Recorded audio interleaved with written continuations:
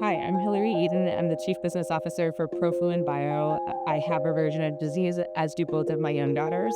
And so I am both personally and professionally motivated to make sure that we're getting cures with these kids. My name is Peter Cameron. I'm the SVP of Gene Editing and Translation at Profluent. I've been in the CRISPR field for about a decade. Profluent is a company that combines the best of cutting-edge AI with a desire to create proteins that were designed to be perfect medicines for whatever the therapeutic use is. Frankly, I think you need champions of the technology who are just really passionate and excited about, again, getting across the finish line and then pairing that with people who really understand the disease. So when we think about the field of protein engineering, it has existed for a long time. This is not a new field that we've cracked into. And so what did folks do historically, right? Often what will happen is completely serendipitously, you'll discover some sort of protein in nature or in some circumstance that turns out to have a use you never would have expected. Actually, CRISPR-Cas9, the gene editor, right? It was one of the original places it was identified was in a Dannon yogurt factory.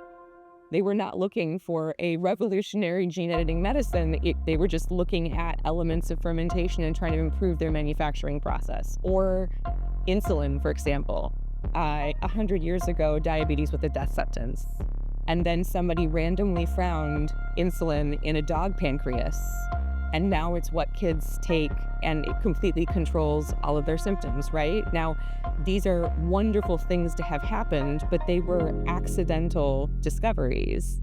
And we like the idea of turning it into more intentional design. We're really fundamentally an AI protein design company. And right now, we're really trying to apply that technology to solve major challenges in gene editing. We try to collect huge data sets, and then we can use that to build models to make very precise editors that can then go in and fix very precise mutations. Think of it sort of like 5 years ago, you're on your iPhone and you're typing in, and it really couldn't predict the end of the sentence. It was mostly wrong, right? And all of a sudden, ChatGPT explodes into the world and has millions of users, and now folks are using it in their daily life. And we think that that's the moment that we're at right now in early drug discovery and development. If a large language model can learn the English language and then be prompted to provide a coherent, eloquent essay based on the exact prompts that you gave it, could you now take that over to biology and say, to cure Rett, I would need a gene editor with these exact parameters. I don't want to sacrifice on any of them. Now build me that. It's capable of doing something like that, and in an incredibly short amount of time. But you also need to have something that's sustainable so that eventually it will make it to patients. It's economically viable.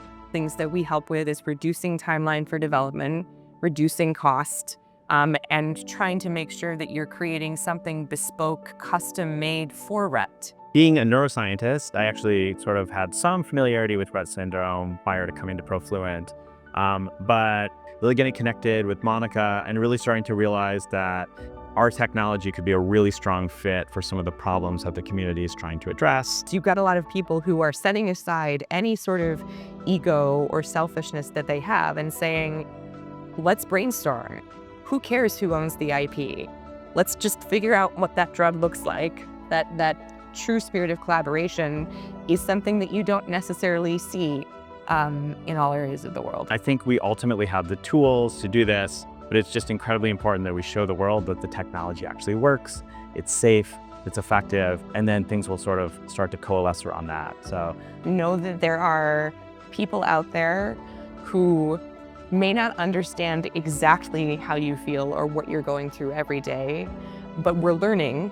And we believe that there is going to be a cure or multiple cures found within our lifetimes. There are literally folks who are working 24/7 who have chosen to adopt this mission as their own.